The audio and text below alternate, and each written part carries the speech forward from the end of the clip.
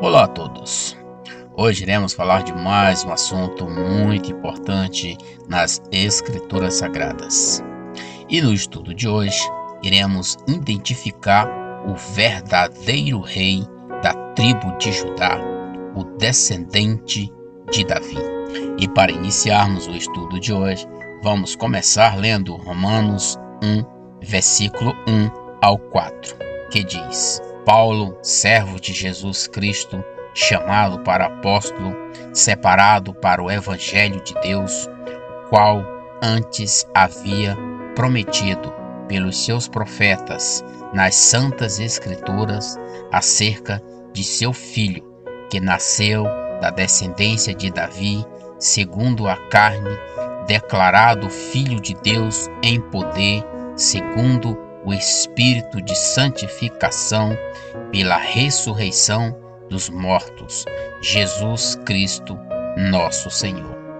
Aqui, o apóstolo Paulo fala que, segundo a carne, Jesus é descendente de Davi.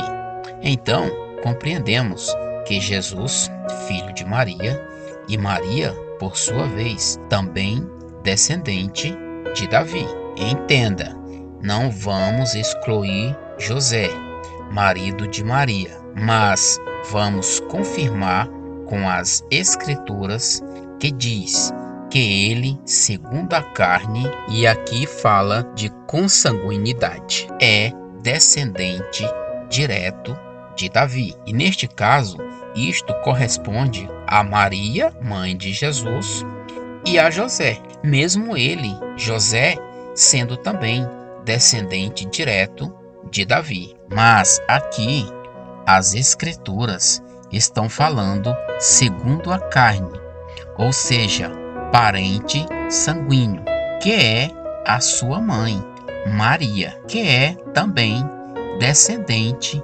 direta de Davi, pois só assim ele seria descendente da linhagem de Davi, pois José não tem parte sanguínea com ele, no sentido da paternidade. José é unicamente padrasto, pois assim diz as Escrituras, em Isaías 7, versículo 14. Portanto, o mesmo Senhor vos dará um sinal, eis que uma virgem conceberá e dará à luz um filho, e será o seu nome Emanuel.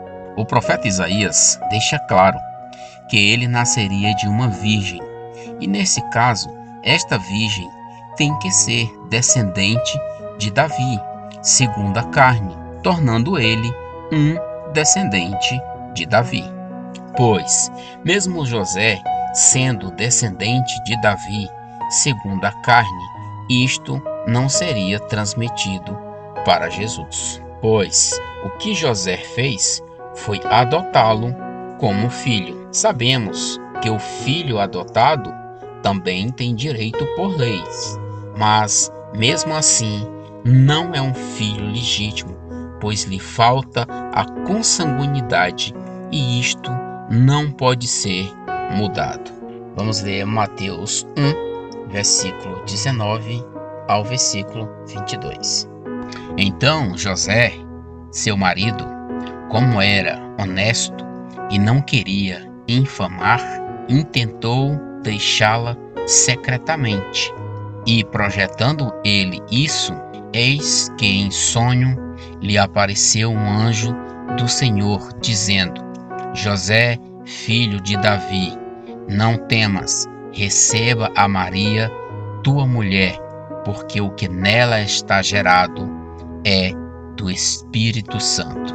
E ela dará à luz um filho, e lhe porás o nome de Jesus, porque ele salvará o seu povo dos seus pecados. Tudo isso aconteceu para que se cumprisse o que foi dito da parte do Senhor pelo profeta, que diz. Aqui está se referindo ao profeta Isaías 7, versículo 14, que lemos anteriormente.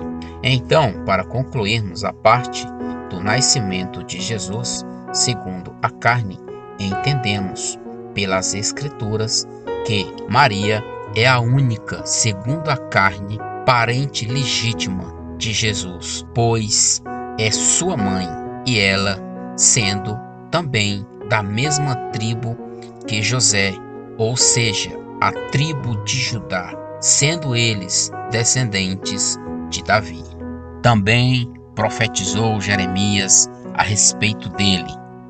Jeremias 33, versículo 14 e versículo 15, dizendo: Eis que vem dias, diz o Senhor, em que cumprirei a boa palavra que falei à casa de Israel e à casa de Judá. Naqueles dias e naquele tempo farei que brote a Davi um renovo de justiça, e ele fará juízo e justiça na terra. A promessa da vinda do Messias, o Senhor firmou, escolhendo um dos filhos de Jacó, e este filho escolhido foi Judá. E por isso aparece esta citação em Gênesis 49, versículo 8, que diz: Judá, a ti te louvarão os teus irmãos. A tua mão será sobre o pescoço dos seus inimigos, e os filhos de teu pai a ti se inclinarão. Até hoje, muitas pessoas, por não terem um contato direto com as Escrituras sagradas, absorvem pouquíssimo conhecimento delas, pois este é um caso destes que agora vou falar. Pois já conversei com várias pessoas e lhes fiz esta pergunta: qual dos filhos de Jacó Deus escolheu para a vinda do Messias? E todos, sem exceção, responderam: José. Ele foi o filho escolhido. E por incrível que pareça, estou falando unicamente de pessoas cristãs. Estamos falando isto não é para menosprezar alguém, e sim para mostrar que não devemos terceirizar o nosso aprendizado das Escrituras sagradas. Antigamente tínhamos a Bíblia unicamente em papel, pois desta forma não era tão fácil fazer uma pesquisa. Mas hoje temos também a Bíblia digital ou eletrônica, com auxílio de aplicativos para uma excelente pesquisa, para que assim possamos formar a nossa própria compreensão, baseando-nos na construção dos verdadeiros fatos das Escrituras sagradas. Para dar um exemplo, vou fazer a todos vocês uma pergunta em um assunto bem simples das Escrituras sagradas. E eu acredito que poucos de vocês saberão responder esta pergunta. Então vamos para a pergunta: quantos filhos teve Abraão? Esta é a pergunta. Tenho certeza que muitos de vocês responderam 2 filhos. E infelizmente, quem assim respondeu errou. Vou deixar para vocês pesquisarem a resposta. E aí verão quão é importante aprendermos da maneira certa. É muito importante que saibamos qual é o papel das Escrituras sagradas em nossa vivência. Para isto, vamos ler Romanos 15, versículo 4 ao versículo 6, que diz: Porque tudo que antes foi escrito para o nosso ensino foi escrito para que pela paciência e consolação das Escrituras tenhamos esperança. Ora, o Deus de paciência e consolação vos conceda o mesmo sentimento uns para com os outros, segundo o Cristo Jesus, para que concordeis a uma boca, glorifiqueis ao Deus e Pai de nosso Senhor Jesus Cristo. Este é o papel das Escrituras Sagradas.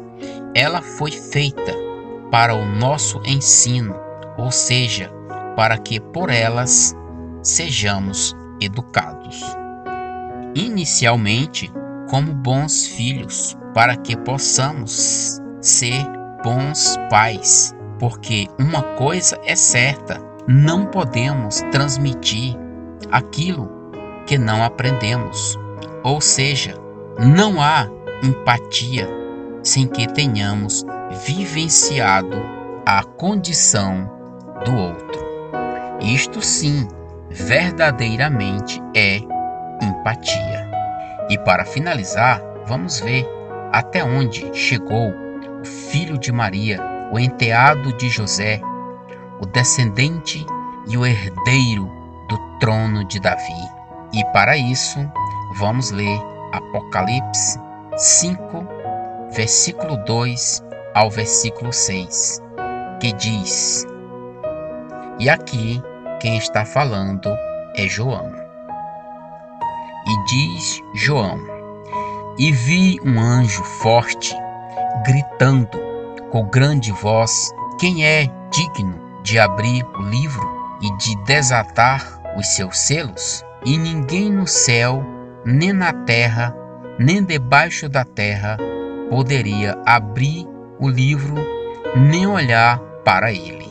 E eu chorava muito, porque ninguém fora achado digno de abrir o livro, nem de o ler, nem de olhar para ele. E disse-me um dos anciões: não chore, eis aqui o leão da tribo de Judá, a raiz de Davi, que venceu para abrir o livro e desatar os 7 selos. Então vai uma pergunta: quem é este Cristo Jesus? Este homem, sim, verdadeiramente sabe o que é empatia. Que o Deus da paz, da misericórdia, de toda bondade, esclareça esse estudo em sua mente, em seu coração, de acordo com sua vontade, pois é um Deus de amor, de justiça e de paz. Em nome do seu amado Filho, te agradeço, ó Senhor, por essa oportunidade de compartilhar a maravilha da tua palavra com todos estes amigos. Obrigado, em nome de teu amado Filho, Pai. Amém.